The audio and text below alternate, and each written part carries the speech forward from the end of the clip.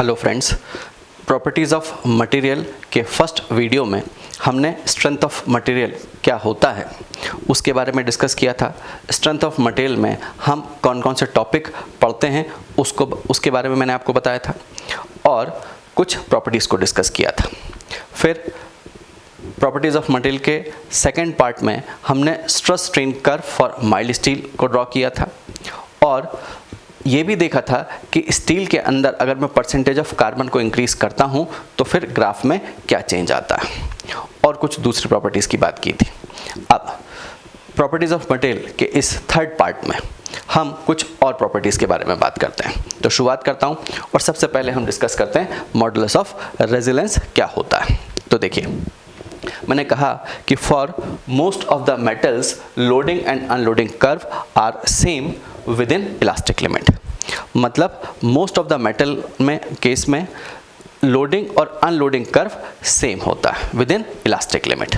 ठीक, अब modulus of resilience की डेफिनेशन क्या है तो वो देखिए, area bounded by curve within elastic limit is called elastic strain energy per unit volume और मॉडुलस ऑफ रेजिलेंस, ये उसकी डेफिनेशन है।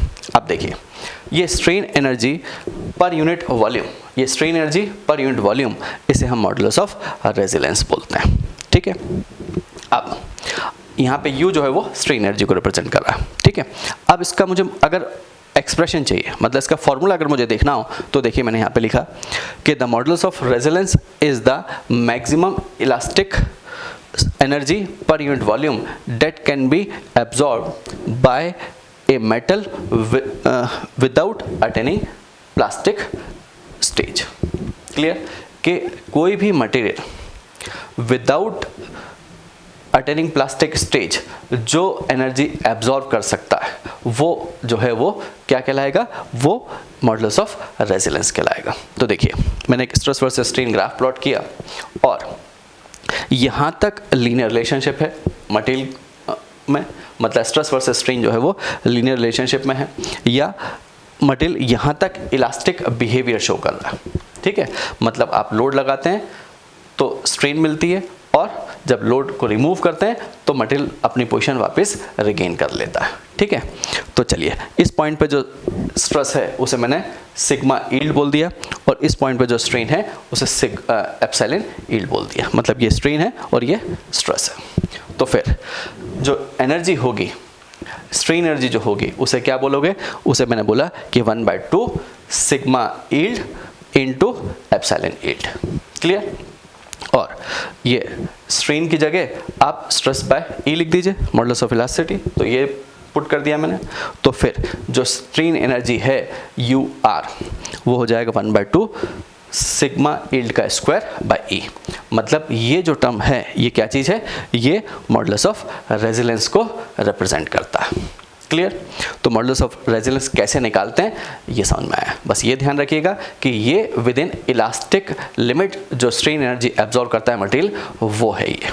क्लियर, अब हम आगे चलते हैं और एक चीज़ और आपको बताता हूँ इसके बारे में कि if loading is done beyond elastic limit then permanent deformation will set up. मतलब मटेरियल की हमें कौन सी स्टेज में चले जाते हैं, प्लास्टिक स्टेज में चले जाते हैं, तो जो स्ट्रेन होगी वो प्लास्टिक स्ट्रेन होगी। ठीक, फिर आगे लिखा which will not be released in unloading and hence loading and unloading curves will be different. Clear, कि अगर उस स्टेज में चले गए, किस स्टेज में, जब आपको प्लास्टिक स्ट्रेन मिल गया, मतलब आपने लोड को जब रिमूव किया तो मटेरियल अपनी पोजीशन रिगेन नहीं कर पा रहा, तो फिर उस टाइम पे जो स्ट्रेन होगी वो प्लास्टिक स्ट्रेन होगी और फिर मैंने कहा कि लोडिंग और अनलोडिंग कर्व सेम नहीं होगा उस केस में। क्लियर, अब एक सेकेंड प्रॉपर्टी की बात और करते हैं। तो देखिए, मैंने यहाँ पे लिखा टेंजेंट मॉडुलस क्या होता है। तो टेंजेंट मॉडुलस की डेफिनेशन आपको बोलता हूँ। It is defined as slope of stress strain curve in non linear range. या इन नॉन लीनियर जो कर्व होता है उस पे अगर आप एक टेंजेंट ड्रॉ करते हैं तो फिर आपको ये टेंजेंट ड्रॉ कर दिया, ये थीटा हो गया और ये dy/dx हो गया। ठीक है, तो इसे मैंने क्या बोला, ये टेंजेंट मॉडुलस कहलाता है। तो देखिए मैंने यहाँ पे लिखा कि tangent modulus is equal to dy by D X is equal to tan theta, but यहाँ पे ये tan theta is not equal to constant है, ये ध्यान रखिएगा। देखिए अप टू दिस पॉइंट क्या होता है, dy बाई डी एक्स जो है वो कांस्टेंट होता है, क्लियर। और इसीलिए मैं उसको क्या बोलता था, मतलब अगर वो लीनियर रेंज में है तो फिर हम उसे बोलते हैं मॉडुलस ऑफ इलास्टिसिटी। लेकिन अगर नॉन लीनियर रेंज में है तो फिर वो dy बाई डी एक्स जो है वो टेन थीटा तो है लेकिन वो कांस्टेंट के बराबर नहीं है, क्लियर। और इसीलिए मैंने कहा कि उसे हम टेंजेंट मॉडुलस बोलते हैं, ओके। एक थर्ड प्रॉपर्टी की बात करते हैं, टफनेस।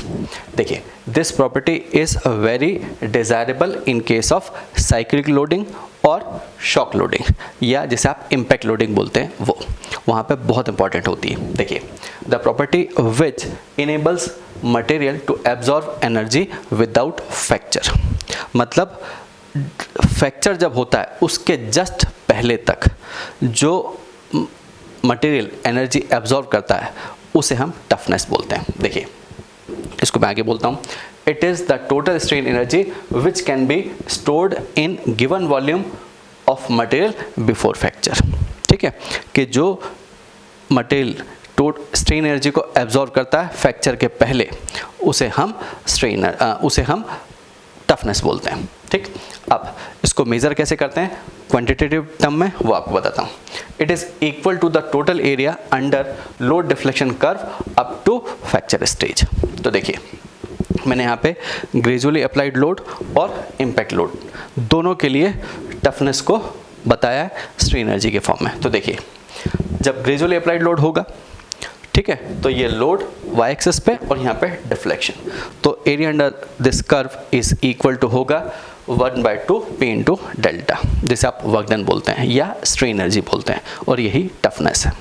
और इम्पैक्ट लोडिंग की बात करूं तो लोड आपने डायरेक्टली लगाया, वहाँ पे ग्रेजुअली अप्लाइड लोड था, यहाँ पे डायरेक्ट लोड को प्लेस किया, और जैसे इम्पैक्ट किया जिस लोड से तो वो फोर्स P और उसके करस्पॉन्डिंग जो डेल्टा मिला वो, तो P इंटू डेल्टा जो होगा वो स्ट्रेन एनर्जी को रिप्रेजेंट करेगा। तो देखिए यहाँ पे मैंने लिखा स्ट्रेन एनर्जी इम्पैक्ट में P इंटू डेल्टा, ठीक है, तो ये जो एरिया अंडर दिस कर्व है ये टफनेस को रिप्रेजेंट करता है। देखिए मैंने यहाँ पे एक चीज़ और लिखी, toughness is resistance against fracture in impact loading.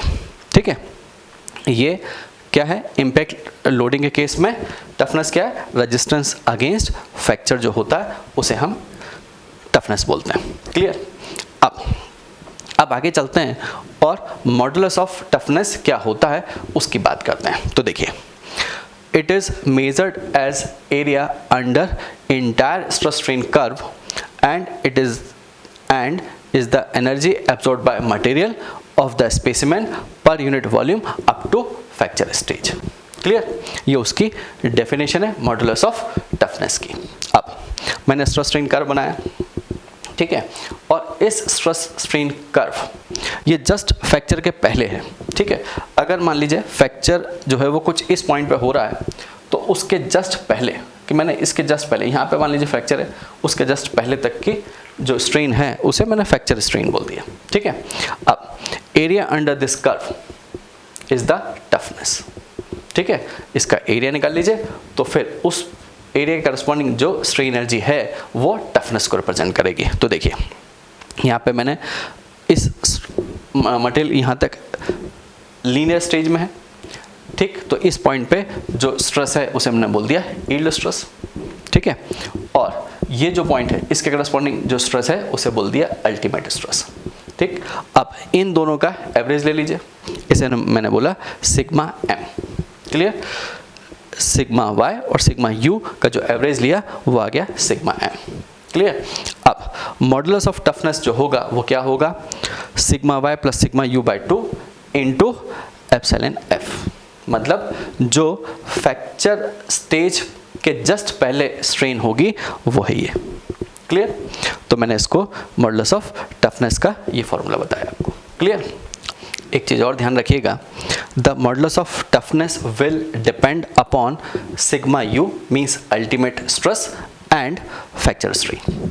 ठीक है, कि मॉडुलस ऑफ टफनेस इन दो पैरामीटर पे, इन दो फैक्टर पे डिपेंड करता है। हालांकि सिग्मा y पे भी डिपेंड करता है, पर sigma u and epsilon f पे भी डिपेंड करता है। ठीक है, तो फिर hence the material which is very ductile will exhibit a higher modulus of toughness as in the case of mild steel।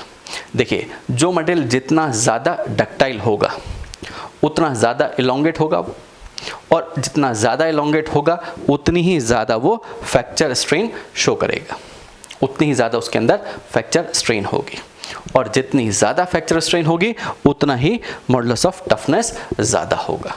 Clear? Toughness से रिलेटेड 2-3 पॉइंट और डिस्कस करते हैं। देखिए, first point, ductile metals are more tough than brittle metal.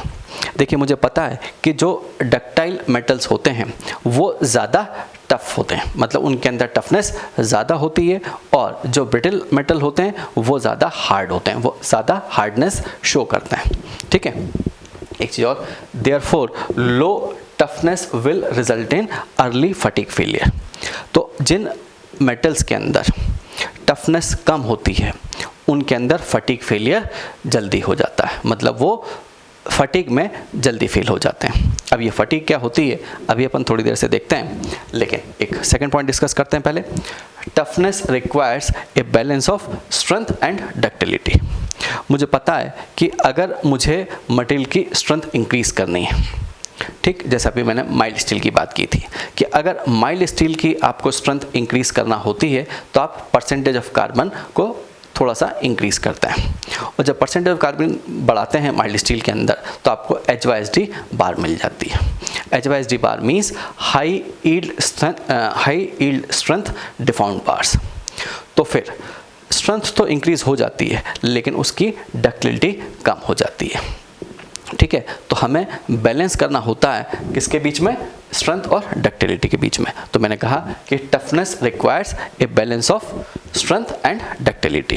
ठीक है, अब modulus of resilience की बात और करते हैं कि ये मॉडुलस ऑफ रेजिलेंस मैंने अभी आपको थोड़ी देर पहले बताया था, लेकिन मॉडुलस ऑफ रेजिलेंस पे यील्ड स्ट्रेंथ का क्या फ़र्क पड़ता है वो आपको बताता हूँ। देखिए, मैंने यहाँ पे लिखा कि modulus of resilience depends upon yield strength and hence a material with higher yield strength will have higher modulus of resilience। ठीक है, देखिए, जिन मटेरियल की यील्ड स्ट्रेंथ ज़्यादा होती है वो मटेरियल का जो मॉडुलस ऑफ रेजिलेंस होता है वो ज़्यादा होता है। देखिए, मैंने अभी आपसे कहा था कि जिन मेटल्स का या मटेरियल्स का सिग्मा यू ज़्यादा होता था या फ्रैक्चर स्ट्रेन ज़्यादा होता है तो मैंने कहा कि उसका टफनेस मॉडुलस ज़्यादा होगा, लेकिन अगर यील्ड स्ट्रेंथ ज़्यादा है तो फिर उसका मॉडुलस ऑफ रेजिलेंस ज़्यादा होगा। क्लियर? अब एक टर्म और डिफाइन करते हैं, पॉइजन रेशो, कि पॉइजन रेशो क्या होता है। तो देखिए, उसकी डेफिनेशन बोलता हूँ, in linear elastic zone the ratio of lateral strain to longitudinal strain is called as Poisson ratio.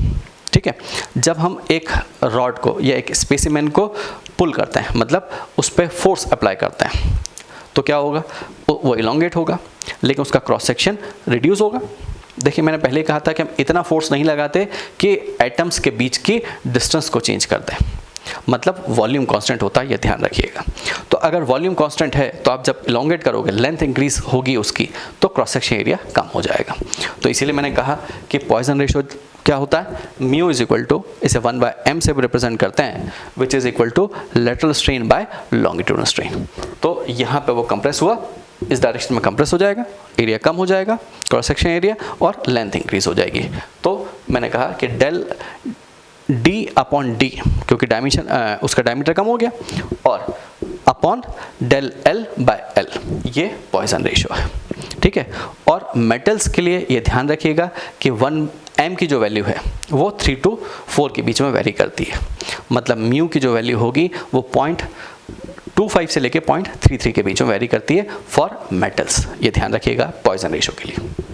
अब एक चीज़ और ध्यान रखना कि इन पोस्ट इलास्टिक रेंज, मतलब इलास्टिक रेंज के बाद क्या होता है, in post elastic range the above ratio is not constant and is called as contraction ratio. अगर पोस्ट इलास्टिक रेंज की बात करते हैं तो फिर जो म्यू है वो कांस्टेंट नहीं होता, मतलब पॉइजन रेशियो कांस्टेंट नहीं होता, और पॉइजन रेशियो कांस्टेंट नहीं होगा तो फिर हम उसको बोल देंगे क्या, कॉन्ट्रैक्शन रेशियो बोलते हैं उसको। क्लियर। अब एक प्रॉपर्टी की बात और करते हैं, प्रूफ स्ट्रेस। ये प्रूफ स्ट्रेस क्या चीज़ होती है? देखिए, वो मेटल्स या वो मटेरियल जिनके अंदर एक डेफिनेट यील्ड पॉइंट नहीं होता, तो उस केस में हमें प्रूफ स्ट्रेस की ज़रूरत पड़ती है। तो देखिए, प्रूफ स्ट्रेस को मैं बोलता हूँ, उसकी डेफिनेशन बोलता हूँ, it is a designed stress like yield stress. जैसे जब हम स्टील की बात करते हैं तो जो सिग्मा वाई होता है उसे आप यील्ड स्ट्रेस बोलते हैं और उसको as a design stress consider करते हैं। तो आगे बोलता हूँ, it is a design stress used in those metals which do not show clear yield point। मैंने अभी आपसे कहा कि वो मेटल्स जिसके अंदर क्लियर यील्ड पॉइंट नहीं होता, वहाँ पे हम प्रूफ स्ट्रेस यूज़ करते हैं। तो देखिए, in such metals proof stress is found by using offset method. ठीक है, हम एक ऑफसेट मेथड होता है, उसके बेसिस पे हम प्रूफ स्ट्रेस कैलकुलेट करते हैं।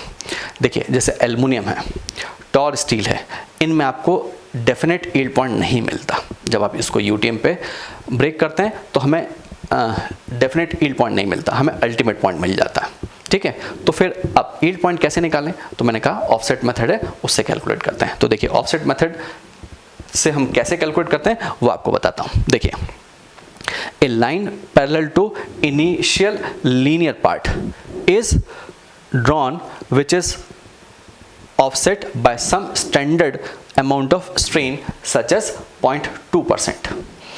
The intersection of the offset point A defines the yield stress or offset yield stress। देखिए, जो स्ट्रेस स्ट्रेन कर्व होता है, ठीक है, एल्युमिनियम का हो या टॉर स्टील का हो, यहाँ पे मैंने एल्युमिनियम का शो किया, तो आपको initially stress is proportional to strain होगा, मतलब एक लीनियर रेंज होगी। उस लीनियर पार्ट के पैरेलल हम एक ऑफसेट लाइन ड्रॉ करते हैं, इसके जस्ट पैरेलल कितनी स्ट्रेन पे, 0.2%। तो ये जो है ये 0.2% स्ट्रेन है, इसको मैंने 0.002 ऑफसेट बोल दिया, लेकिन ये डिस्टेंस कितनी है, ये 0.2% स्ट्रेन है। तो इसके पैरेलल एक लाइन आपने ड्रॉ की, तो ये जो पैरेलल लाइन है ये कहीं ना कहीं इंटरसेक्ट करेगी इस कर्व को, और वो इंटरसेक्ट हुई ए पॉइंट पे। तो मैंने कहा the intersection of the offset point A defines the yield stress और ऑफसेट यील्ड स्ट्रेस, मतलब ये जो स्ट्रेस है इसे हम ऑफसेट यील्ड स्ट्रेस बोलते हैं और इसी को डिज़ाइन में यूज़ करते हैं। ठीक है, इसको डिज़ाइन स्ट्रेस कंसीडर करते हैं। आगे देखिए, which is slightly above the proportional limit and is called proof stress. ये जो स्ट्रेस होती है ये थोड़ी सी प्रोपोर्शनल जो लिमिट होती है, प्रोपोर्शनल स्ट्रेस जो होती है इससे थोड़ी सी ज़्यादा होती है। क्लियर। एक प्रॉपर्टी को और डिस्कस करते हैं जिसे क्रीप बोलते हैं। देखिए, क्रीप की डेफिनेशन क्या होती है वो बताता हूँ। At any temperature a material will progressively deform with the passage of time under constant loading even if the stress is below yield point. This phenomenon is called as creep। देखिए, हम किसी body के ऊपर या specimen के ऊपर जब load लगाते हैं तो कुछ डिफॉर्मेशन मिल जाता है जिसे हम प्राइमरी स्ट्रेन बोलते हैं, लेकिन with the passage of time, जैसे जैसे टाइम आगे बढ़ता है वैसे वैसे उस कांस्टेंट लोडिंग पे भी हमें कुछ स्ट्रेन या एक्स्ट्रा डिफ्लेक्शन देखने को मिलता है। इस सेकेंडरी डिफ्लेक्शन या सेकेंडरी स्ट्रेन को हम क्रीप बोलते हैं। क्लियर। अब क्रीप जो है वो किन किन फैक्टर्स पर डिपेंड करता है उसकी बात करते हैं। तो देखिए, जो क्रीप को इफेक्ट डालते हैं उसमें जो डोमिनेटिंग फैक्टर्स हैं वो हैं magnitude of load, temperature, time of loading, मतलब एज कितना टाइम हो गया है लोड लगाए हुए उस पर डिपेंड करता है, और fourth point type of loading, मतलब लोडिंग स्टैटिक है या डायनेमिक है, इस बात पे भी डिपेंड करता है।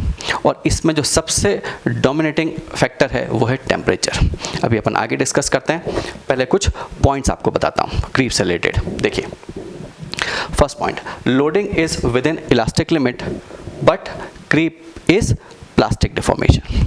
देखिए लोड भले ही विद इन इलास्टिक लिमिट हो, मतलब वो यील्ड पॉइंट के अंदर लोड लगाया हो आपने, यील्ड स्ट्रेस से कम स्ट्रेस लगी हो, लेकिन जो डिफॉर्मेशन होता है वो परमानेंट डिफॉर्मेशन होता है, और इसीलिए मैंने कहा कि वो प्लास्टिक डिफ्लेक्शन है।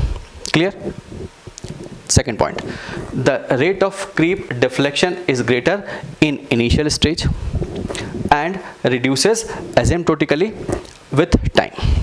देखिए जो क्रीप है वो शुरुआत में ज़्यादा होता है, मतलब जैसे ही आप लोड लगाते हैं उस टाइम पे जो डिफ्लेक्शन मिला वो तो प्राइमरी डिफ्लेक्शन है, लेकिन उस प्राइमरी डिफ्लेक्शन के बाद थोड़े टाइम तक जो आपको डिफ्लेक्शन मिलता है उसे हम सेकेंडरी डिफ्लेक्शन बोलते हैं। मतलब उस प्राइमरी डिफ्लेक्शन के बाद जैसे जैसे टाइम बढ़ता है वैसे वैसे डिफ्लेक्शन इंक्रीज करेगा, ठीक है, तो उसे ही मैंने सेकेंडरी डिफ्लेक्शन बोला।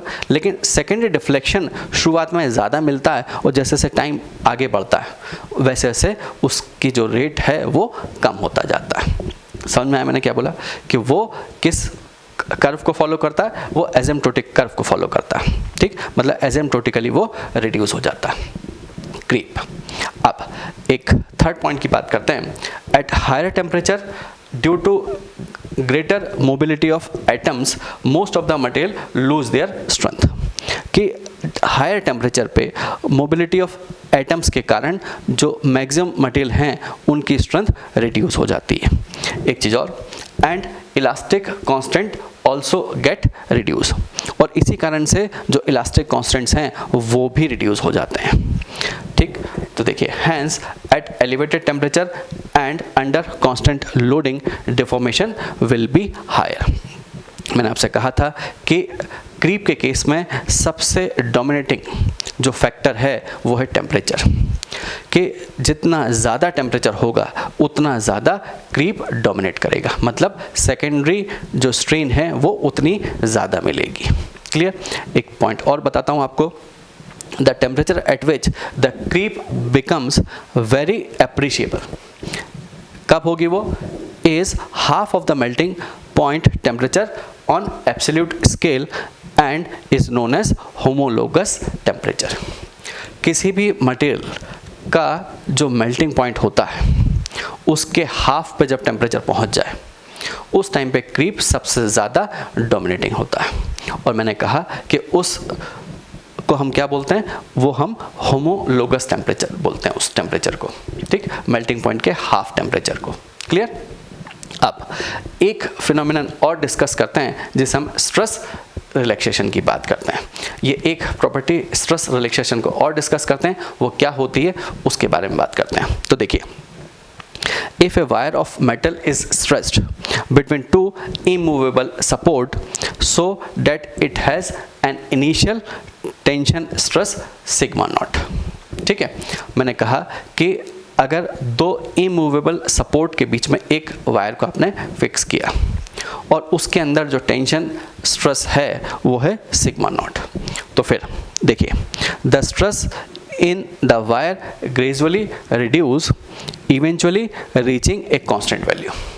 और फिर अगर उस वायर के अंदर स्ट्रेस रिड्यूस होती है और एक थोड़ी टाइम बाद वो कांस्टेंट हो जाती है, तो फिर देखिए, this process which is a release या expression of creep is called stress relaxation, और इस फिनोमिना को हम स्ट्रेस रिलैक्सेशन बोलते हैं। देखिए, मैंने यहाँ पे बोला एक क्रीप से अलग है। क्रीप में मैंने क्या बोला था कि कांस्टेंट लोड लगा है, तो आपको उस कांस्टेंट लोड के कारण भी टाइम के साथ साथ स्ट्रेन इंक्रीज होती है, जिसे आप सेकेंडरी स्ट्रेन बोलते हैं, और उसे क्रीप बोला था। मैंने यहाँ पे कुछ और बोला, यहाँ पे क्या बोला कि कांस्टेंट स्ट्रेन हो, ठीक है, उस कांस्टेंट स्ट्रेन के कारण टाइम के साथ में कुछ स्ट्रेस जो है वो रिड्यूस हो जाती है। देखिए, वही लिखा है मैंने यहाँ पे। मैंने क्या बोला? Stress relaxation is the loss in stress है ये, when it is held at a constant strain over a period of time, ठीक है। देखो, और एक चीज़ ध्यान रखिएगा कि स्ट्रेस रिलैक्सेशन को मेजर करने का कोई मेथड नहीं है। मैंने यहाँ पे लिखा, there is no standard method for determining stress relaxation.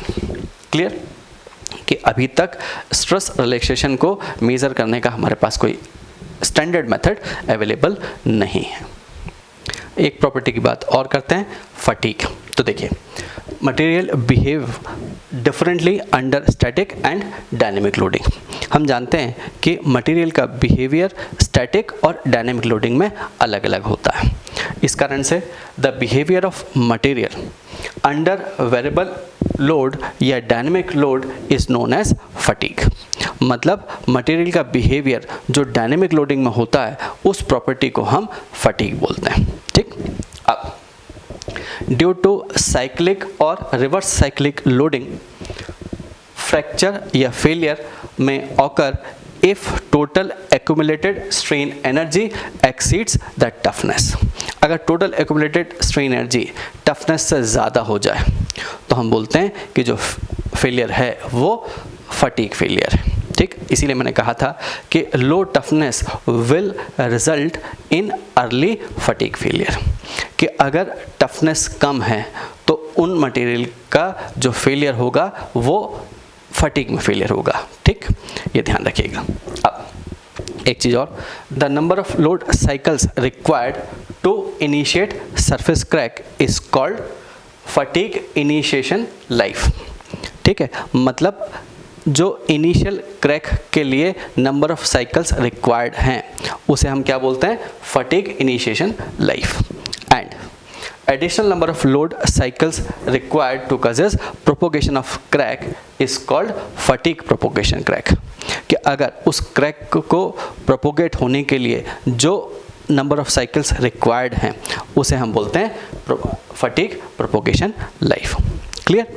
अब ये जो फटीग है ये किन किन फैक्टर्स पर डिपेंड करता है उसकी और बात करते हैं। तो देखिए मैंने यहाँ पे लिखा फैक्टर्स अफेक्टिंग फटीग। तो ये किस किस चीज़ पर डिपेंड करता है, लोडिंग कंडीशन पर डिपेंड करता है, उसके बाद फ्रीक्वेंसी ऑफ लोडिंग पर डिपेंड करता है। सबसे इंपॉर्टेंट यही है कि कितने बार आपने लोड अप्लाई किया, मतलब साइकिल्स पर डिपेंड करता है। फिर थर्ड कोरोजन पर डिपेंड करता है, फोर्थ टेम्परेचर पर डिपेंड करता है और एक फिफ्थ कंडीशन स्ट्रेस कंसंट्रेशन पर डिपेंड करता है। ठीक है, ये स्ट्रेस कंसंट्रेशन क्या होता है इसको भी हम आगे डिटेल में पढ़ेंगे, लेकिन स्ट्रेस कंसंट्रेशन पे भी फटीग डिपेंड करता है, ये ध्यान रखिएगा।